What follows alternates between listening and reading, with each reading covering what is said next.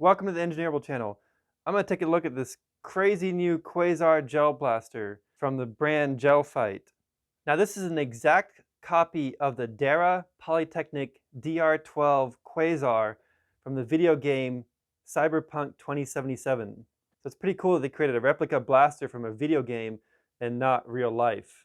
There's no stats anywhere on the box, so we're going to have to figure out the performance for ourselves. It does come in two different colors, and I'll be showing both of those to you. Let's check out what's in the box! So there's the ubiquitous instruction manual, although this one doesn't have too much in here. It includes 2 packets of gel balls, 1,000 pieces each, so you get 2,000 gel balls. Not a whole lot. Usually most gel blasters come with more. You get some safety glasses with it like usual. These safety glasses are not too terrible, better than what come with most blasters. On second thought, I tried to actually wear these glasses, and they were horrible. They're crooked, you can probably see it, and there's all kinds of distortion in the lenses. If you're serious about playing with gel blasters, I would highly recommend some actual goggles. In fact, check out the military surplus or Vision Locus goggles. Those things are awesome. They don't fog up.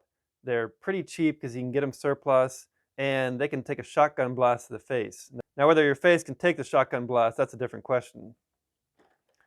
Here's a lithium-ion battery. It says 600 milliamp hours, 7.4 volts. That actually probably seems pretty accurate for this size of battery. I don't think they're lying about it like they were with that 1400 milliamp hour battery that I showed previously from the fake Gel Blaster Surge that was even smaller than this battery. There's a normal charger, USB to 3-pin lithium-ion charger. Here is the magazine. Now this magazine is very cool, but it doesn't hold a lot of gels. It's pretty small. And finally, the blaster itself. Oh my gosh, this thing feels solid. For being plastic, I mean, it's heavy.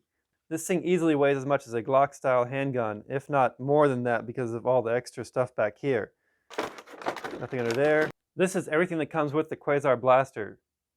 Okay, the battery door is at the bottom over here. You can see the feed tube right here. This is an extremely long feed tube. The feed tube runs from here, goes all the way up, and has to go all the way up to here. I'll talk about the effect of that long feed tube more later. Let's see how well the battery fits in here because it looks like it could be pretty tight. So I think you need to shove the stuff down in there, the connectors. Oh, it's actually not too bad. This battery fits in better than a lot of other blasters that I've seen. The magazine is pretty cool, but like I said before, it's pretty small also. So the magazine slides into the back here. There's a guide rail right here that slides into the slot. So just slide that in. There's a release button here to pull it back out. It's got a spring load over here a little bit to slightly push it, but it doesn't look like it pushes it that much because when you push the release button, it just pushes it a little bit. The safety switch here in the front, it actually physically blocks the trigger. Let me push that up. That's single fire mode.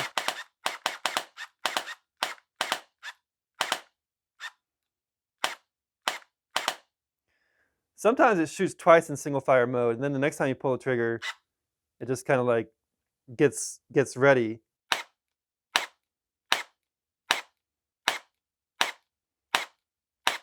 If you don't pull too rapidly in single fire mode, it seems to shoot every single time. But if you pull rapidly, sometimes it does 2 shots. And then sometimes it stops altogether. Looks like it. I don't know what's up with that. So maybe it gets in a weird mode. So let's put it in full auto. And then it works. Pretty rapid fire. The safety is accessible from both sides. This is a priming switch here. So you can actually pull this back, and you can hear the magazine motor running when it's pulled back, and it's priming the gel balls. You really need that priming switch because the gel balls have such a long way to go that when I tested this out, actually, it doesn't hold that many gel balls in here. And by the time you feed enough gel balls to reach the barrel, this thing's almost empty, such that you only get a few shots before it stops shooting, and then you need to refill. So once you've pre-filled this, then this holds maybe only like 200 gels or something like that, if that. I'll have to do a test to see how many gel balls it holds in there. It's a very cool design, but not very practical and user-friendly in that respect. I have big hands. It's comfortable, but it's a little bit small. It'd probably be a little bit better for someone with a little bit smaller hands. If you're left-handed, forget about it. This is not comfortable for left-handed use. Has a little pin sight in the front, and then there's a flip side on the back that flips between two different versions. All the screws in here that it uses for assembly, they're all hex screws. That's usually a sign of a high-quality blaster. Although the screws in the magazine are regular Phillips screws. The barrel is aluminum, which is unusual for a pistol blaster. The barrel length is not very long. It's probably only about this long. This is the tan version. Same thing, just tan. So these are the two color options.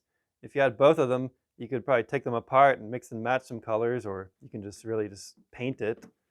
The magazines are interchangeable. You get a slightly different appearance just by changing the magazines.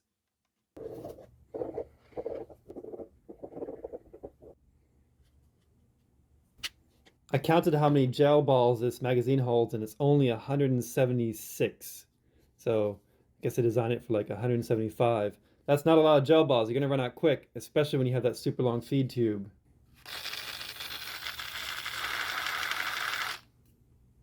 So it takes about 20 gel balls just to prime this feed tube here, and also this feed tube in here is pretty long.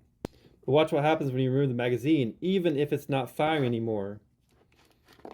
Look, a whole bunch of gel balls just fall out of the magazine. So you have to like remove it over a container because all the stuff falls out, and then these back out of the feed tube too. So you got about 20 gel balls right there that just fall out. And if you want to empty this, this empties relatively well, looks like. That wasn't too bad. That's all the gel balls were in the blaster feed tube and the magazine feed tube. That's a really long feed tube, too long. This is approximately 10 feet.